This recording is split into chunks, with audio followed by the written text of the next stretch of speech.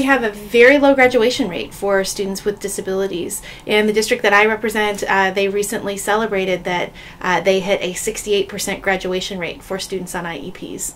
68%. While that is better than most of the state, I think that, and it was an improvement, so you always want to celebrate improvement, that causes me deep distress to think about what happens to those other 32% of kids that aren't graduating.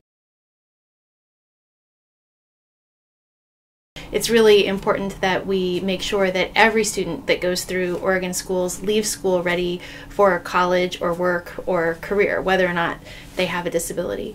So the legislation ranges everything from making some minor improvements to our modified and extended diploma law, to making sure that students with behavioral issues are safe in school, and to improving the process of communication between parents and school districts. And finally, really looking at really what is an outdated system of service between education service districts and local school districts.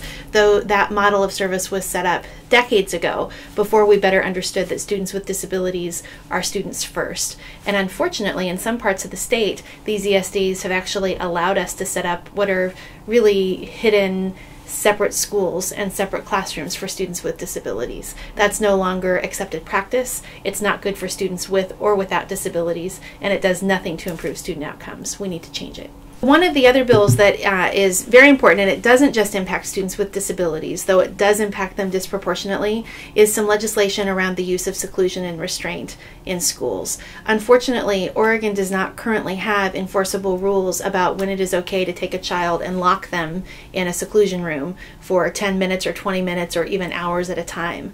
We do not have enforceable rules about when it's okay and who would be allowed to hold a child to the ground and put them in a physical restraint.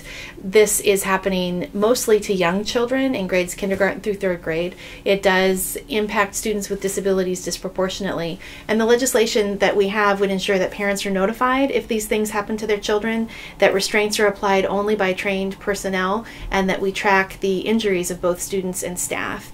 It would outlaw the use of mechanical or chemical restraints, so you wouldn't be able to kind of handcuff a child or give a child a drug that was not prescribed to them, or tie them to their wheelchair in order to keep them from wandering around a classroom. It would ensure that students are not denied access to food and water or access to a toilet.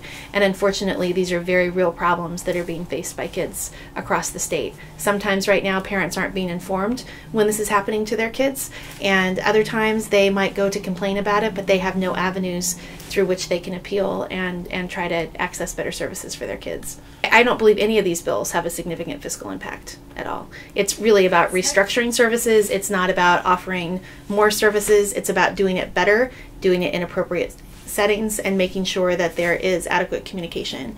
We really do need to look carefully at how students are able to access the general curriculum, and I think that that is really the motivation behind a couple of bills that look at how we use ESDs to provide services. And this legislation really says ESDs should be providing support services like speech therapy or occupational therapy or an autism specialist that comes to visit.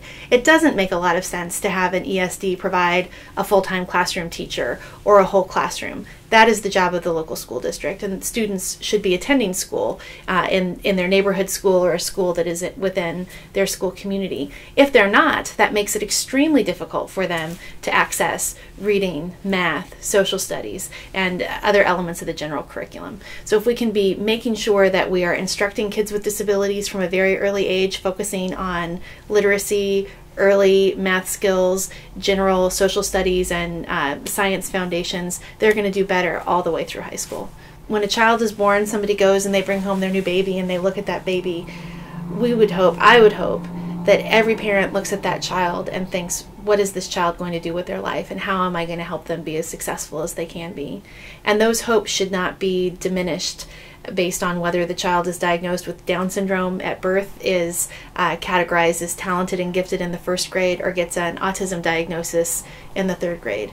We need to look at each child and believe that they can succeed and excel. And we know now that with appropriate instruction and intervention, with access to appropriate technology, that kids with and without disabilities disabilities can far surpass our expectations.